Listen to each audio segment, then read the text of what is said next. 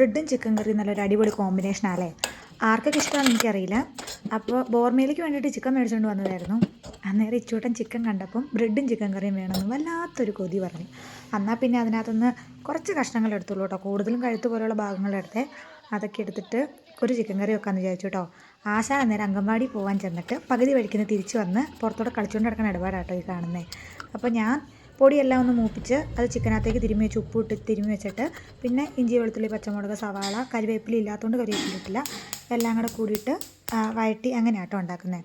അപ്പം എണ്ണ ഒഴിച്ച് കടുക് പൊട്ടിച്ച് ബാക്കിയുള്ള സാധാരണ പോലെ തന്നെ സവാള സാധനങ്ങളും എല്ലാം വഴറ്റി അതിനകത്തേക്ക് നന്നായിട്ട് വഴന്ന് കഴിയുമ്പോൾ ചിക്കൻ ഇട്ടിട്ടാണ് കേട്ടോ ചെയ്യണത്. അല്ലാതെ പൊടി സെപ്പറേറ്റ് ആയിട്ട് ഇനി ഇതിനകത്തേക്ക് പൊടിയുടെ ആവശ്യമില്ല. ചിക്കനും സവാളയ്ക്കും എല്ലാത്തിനോടും കൂടി ആവശ്യത്തിനുള്ള പൊടി ആദ്യം തന്നെ ഞാൻ മൂപ്പിച്ച് അതിനകത്തേക്ക് ചേർക്കും കേട്ടോ.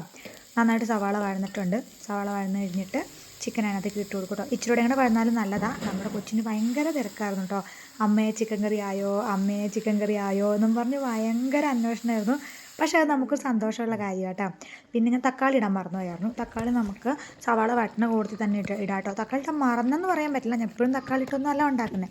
പിന്നെ അതിൻ്റെ ലിവറൊക്കെ കുറച്ച് ബാക്കിയുണ്ടായിരുന്നു.